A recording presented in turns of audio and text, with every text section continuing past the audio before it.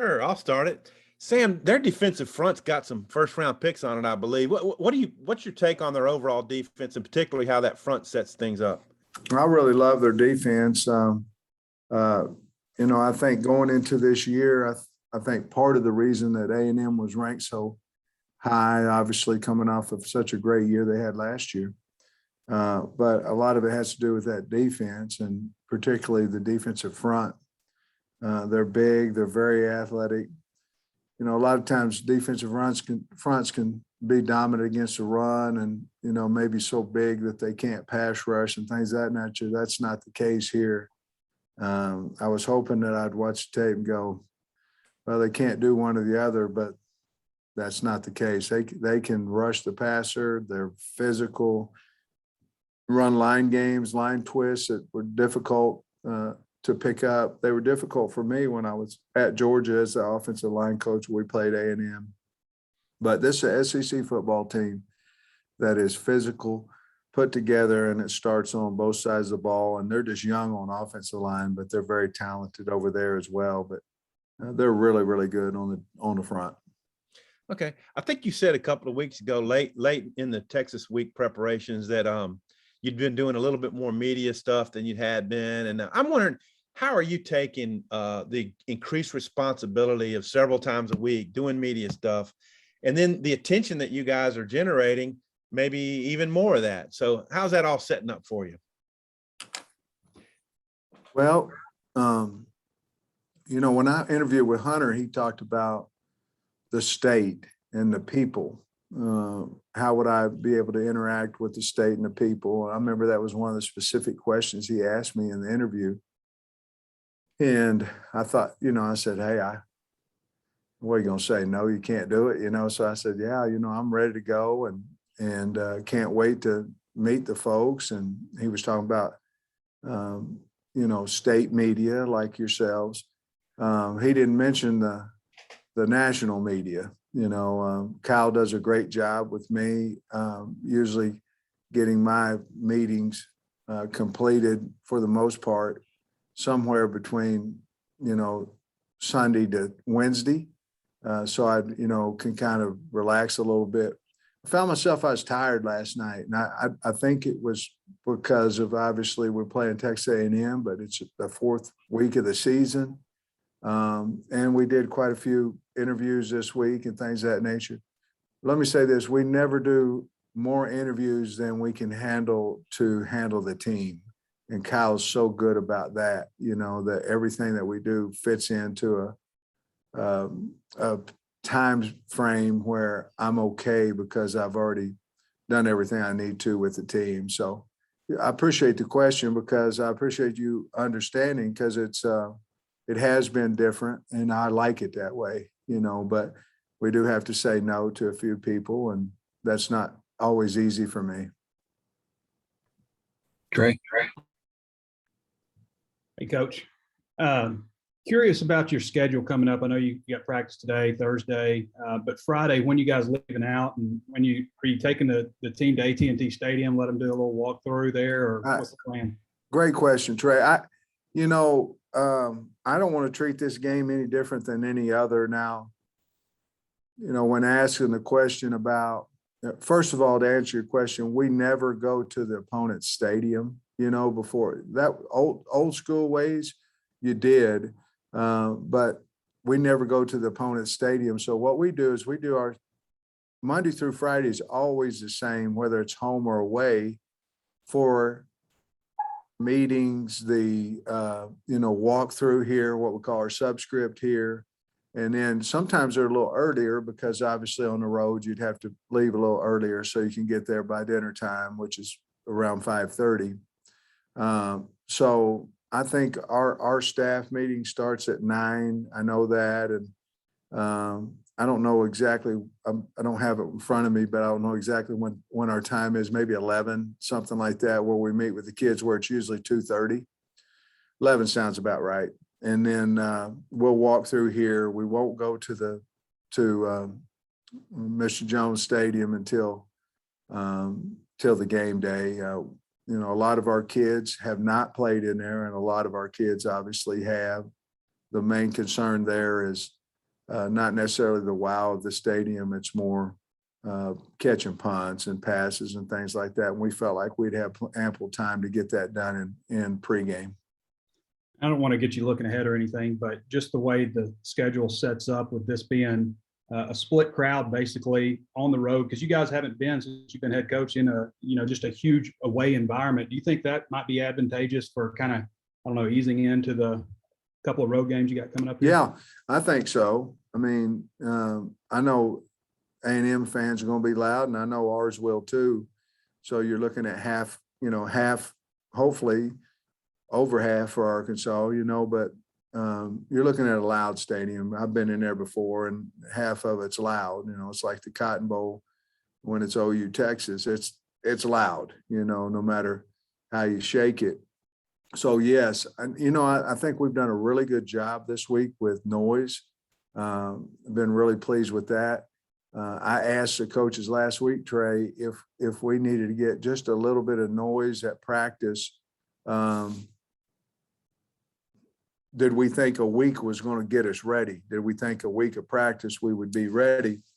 And where we benefited from that was when we played Texas.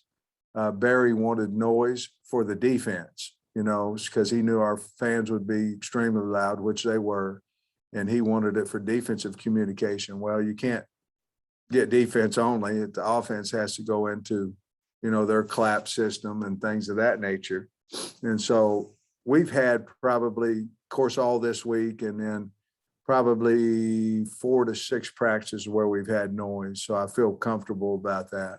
But yes, I think it'll be, half the stadium, and then, in the future, you're going to go to 2 hostile places, which is why you come to the SEC. Thanks. Excuse me. Nate. Sam, just kind of what are some of the similarities and contrasts to them trying to establish a backup quarterback as a starter, and y'all maybe having to reshuffle your offensive line? Well, let's say this, depth is such a key part to any team. You can't be devastated if you lose X, whoever that may be. However, guys are one for a reason. I mean, there's a depth chart for a reason, because supposedly he's supposed to be your best player. Sometimes you find out from a guy that's been practicing all the time, you find out on game day, he's a lot better than you thought. Sometimes he's not as good as you thought, So I'm so glad last week we had an opportunity to see what we have available if Dalton and Ricky can't play. So that helped us. I think the Colorado game for A&M, when Calzada came in, he ended up winning the game, there at the end on the last drive, helping them drive down there. And then, of course, the defense stopped him with a couple of minutes left in the game. Now he goes, plays New Mexico, whom, by the way, if you haven't seen New Mexico play, man, they swarm. They've got a good football team. They run around, and I thought A&M beat a good football team last week. But now the kid, he's throwing better. He's got better confidence. So I'd say it correlates. They probably are ahead of us a week because he played a full game and a half and 3 quarters basically, and our guys in that particular rotation of what we have only played about 2/3 of the game. Thank you. Hey, Sam, how you doing? You guys have got, of course, Arkansas has always had a lot of good players from Texas going back to Frank Burrell's days, but you guys, you look at your tackle leaders, your rushing leaders, your special teams guys, your depth on the D-line. How important are those Texas kids to your team, and how well they're playing? Yeah, very. I've been on the phone with a lot of Texas kids in the 23 class recently, and the win over Texas has really helped us, so it's a big state. University of Texas can't take them all. A&M can't take them all. I mean, there's a lot of kids down there, certainly we're going to try to go in there and get the best and that they have as well. Us and a lot of people, everybody in our league, a lot of people, but it's a highly populated state, a lot of good players, and they're important for us. And to be honest with you, the Hog's strong in Texas right now. And I totally get you'd rather play this game in Fayetteville given a choice, but how excited do you think your Texas kids are to go down there and play, especially when the Texas Bowl got canceled last year? I think they're really excited to go back home, and try to play well in front of their home state. And I want to clear this up a little bit with the game. I'm not disappointed that the game by any stretch of imagination. It's our contract, and I'm not disappointed that we're going to Dallas. I'm just disappointed that we went to A&M last year and now we go to Dallas. And I understand the reasoning behind all that, but I wish they would, I wish it would a situation where you could, and I'm not calling A&M out because they are under contract too. So it just was unfortunate that it was their year to have a home game, because bottom line, if we had a home game last year, they would have come up here and played us too because of the situation with COVID. So certainly we're excited to go down there. We use it in recruiting. We use it in Texas in recruiting. So I think the kids are going to be excited to go down there. Okay, I got one more if I could. Dominic Johnson told us yesterday he actually played in that stadium Pee Wee ball when he was like 7 or 8 years old. I didn't even know they played Pee Wee games there. I guess Jerry makes money every which way, but I know if in Pee Wee's, he probably wasn't a running back. He's probably an old lineman because of the weight limit or whatever. He couldn't be a skill player or whatever he was. But I don't know. I didn't get a chance to catch that game, so I don't know what it looks like. Do you think it's pretty cool? A kid gets to play in there when he's 7 or 8, though. Yeah, I think it would. I wouldn't think it'd be a packed crowd or anything, but man, it's cool to be down there, wouldn't it? Yeah. Okay. Thanks. Thank you. Scotty. Coach, you sounded pretty proud the other day of what Luke Jones did at left guard when he came in. I wonder if you could expound on him and just what he brings to the line when he's on the field.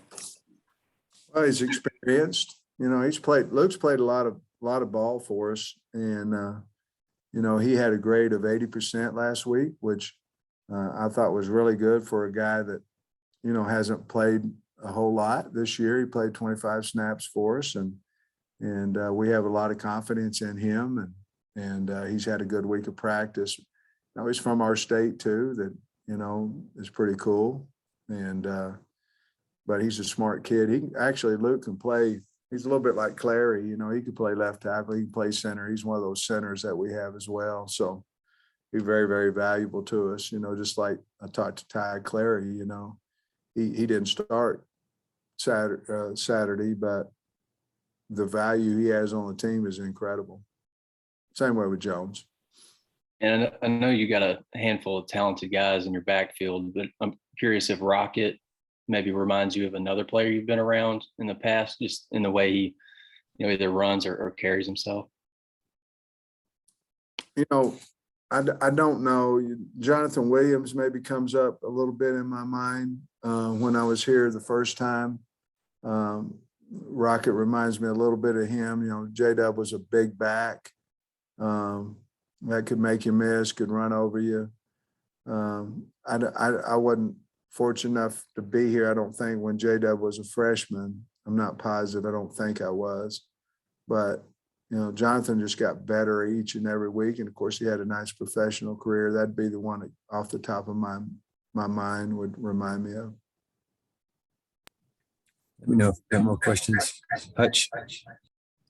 Yeah, Coach, I saw on your coach's show that you announced that Warren Thompson had been put on scholarship. Was that a pretty easy decision for you to make? And have you made any other scholarship decisions with any other guys? Well, to answer the last part of it, no, I haven't made any others. And Warren, I put Warren Thompson on scholarship before school started, or right when school started.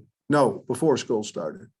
I'm not a flashy guy in that, where I make a video or all that. And the purpose behind that is because guys are disappointed if they're not that guy, and I don't want to hurt anybody's feelings, but if you earn a scholarship, at least in my opinion, then I need to give you one, and I don't need to make it flashy because I'm so afraid of how to make the guys that don't get one. So I set him over in the indoor, called him over after practice, and I told him I would not give him a scholarship until he blocked somebody. And then he had a good week of blocking, and then I called him over and said, well, I told you what I'd do if you did start blocking, and he did, and I gave him a scholarship, and he earned the scholarship, and I was able to give it to him. So that was quite a long time ago, whenever he went on scholarship. And I know you can't talk specifics with the recruiting, but do you know if you and your assistants are gonna be able to get out and watch some high school games Friday? Yeah. And what's the interest in having recruits there at AT&T Stadium? Yeah, we're going to have recruits there, and obviously we can't talk to them, but we're going to have recruits there, and we're going to have five of our coaches out on the road starting tomorrow night. They'll leave after practice tomorrow night, and the coordinators will handle the walkthrough on Friday, which is easy. And then we'll be out to games, watching different kids play Friday night. The coordinators will handle those meetings as well. And so we got to get out, it's our first opportunity to get out. I mean, we could get out around here, but it's our first opportunity. We're using it. I wasn't comfortable with going out. It was too early, letting our coaches go out during the Texas game or the Georgia Southern game. But we've got the routine down now. The kids understand, and so I'm comfortable with letting the guys go out. We need to. I mean, recruiting's your lifeblood, so we need to. Winning is too, by the way. Last one, Bob. Sam, their punter, Nick Castanu, or I don't know, try to say his last name, but Aussie kid, I guess he pinned, last week he pinned New Mexico inside their 15 4 times. Yeah. And they were all 40-some yard punts. So he's obviously got distance and accuracy. How big? He's valuable for them, Bob. The other thing too is the guys boom 62, 63 yard punts too. I mean, got a valuable weapon there. I'm sorry, I didn't mean to cut you off. Is that what the question? Yeah. I was just asking you what. Yeah, I mean, you saw how important the kid from Georgia Southern was for them. He did a nice job of punting against us as well. And of course, Bauer hit a 62 yarder with no return last week. I mean, that's a lot of yards. If you go 62 versus 42, they got to make 2 first downs to catch up to just a punt. And that's where A&M, they're very strong there at the punt, at their punter, and very accurate as well. Thanks, Coach. Go Hawks. Thank you, guys.